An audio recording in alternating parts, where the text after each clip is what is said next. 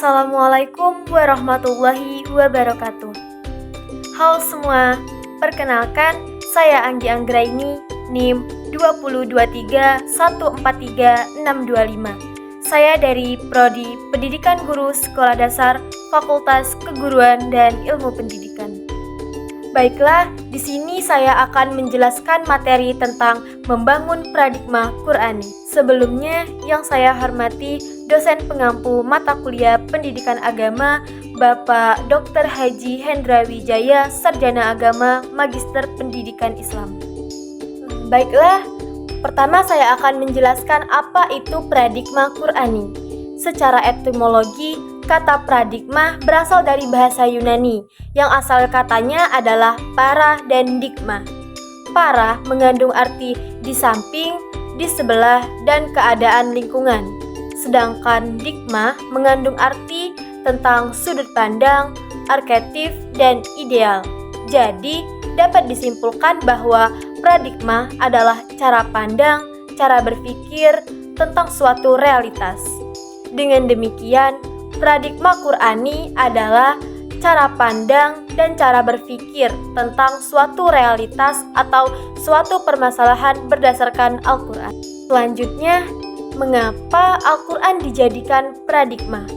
Al-Quran dijadikan paradigma karena mengandung gagasan yang sempurna mengenai kehidupan, mengandung suatu gagasan murni yang bersifat metahistoris, dan menyediakan kemungkinan yang sangat besar untuk dijadikan cara berpikir menurut Kuanto Wijoyo 2008. Jadi, paradigma Quran akan memberikan kerangka bagi pertumbuhan ilmu pengetahuan empiris dan ilmu pengetahuan rasional yang orisinal, dalam arti sesuai dengan kebutuhan pragmatis masyarakat Islam, yaitu untuk mengaktualisasikan misinya sebagai khalifah di muka bumi.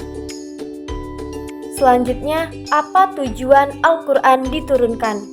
Yusuf Al-Qaradawi menjelaskan bahwa ada beberapa tujuan diturunkannya Al-Quran. Di antaranya, pertama, meluruskan akidah manusia. Selanjutnya, membangun rumah tangga yang sakinah dan menempatkan posisi terhormat bagi perempuan.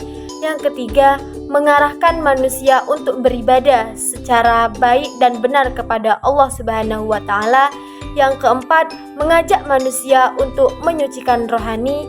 Yang kelima, meneguhkan kemuliaan manusia dan hak-hak asasi manusia. Yang keenam, membangun umat menjadi saksi atas kemanusiaan.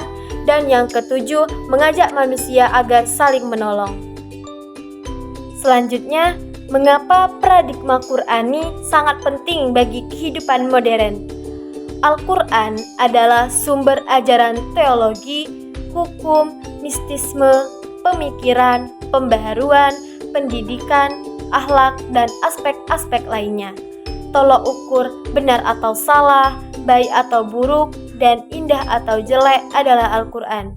Jika mencari sumber lain dalam menentukan benar atau salah, baik atau buruk, dan indah atau jelek, maka seseorang dianggap tidak konsisten dalam berislam, suatu sikap hipokrit yang dalam pandangan Al-Quran termasuk sikap tidak terpuji.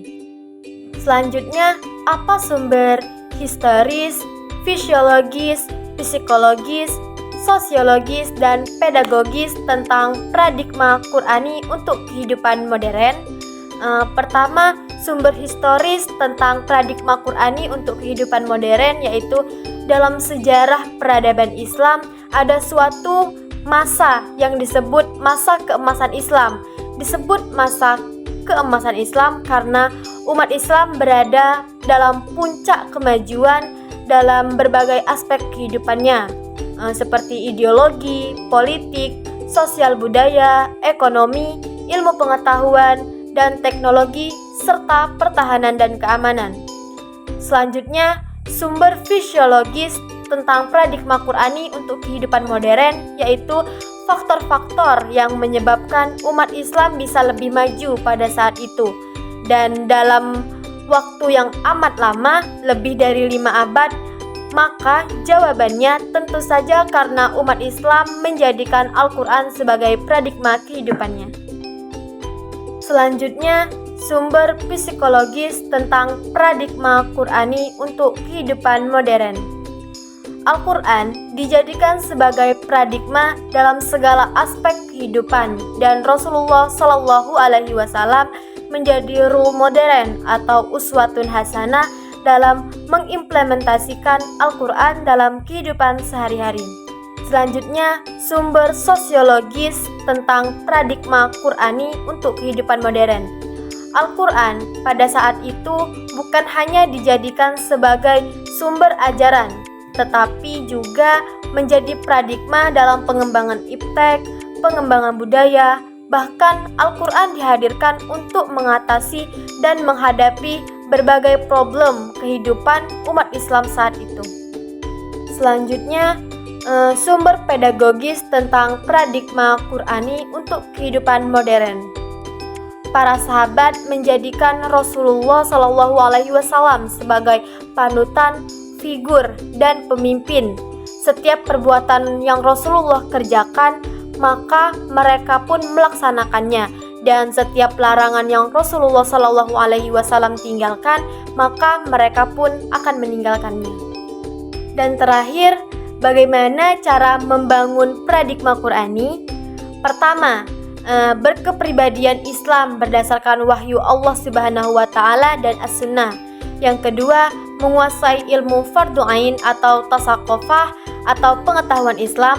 Yang ketiga, menguasai ilmu fardhu kifayah atau menguasai ilmu kehidupan. Dan yang keempat, memiliki skill atau keterampilan profesional, dan masih banyak lagi.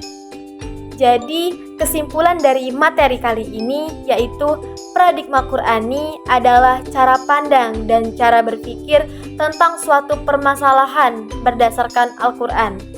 Pentingnya membangun paradigma Qur'ani dalam kehidupan sehari-hari akan menciptakan pribadi yang berperilaku dengan selalu berpedoman pada Al-Quran. Sekian dan terima kasih. Mungkin itu saja materi yang dapat saya jelaskan. Lebih dari kurang saya mohon maaf. Kepada Allah saya mohon ampun. Saya akhiri. Wassalamualaikum warahmatullahi wabarakatuh.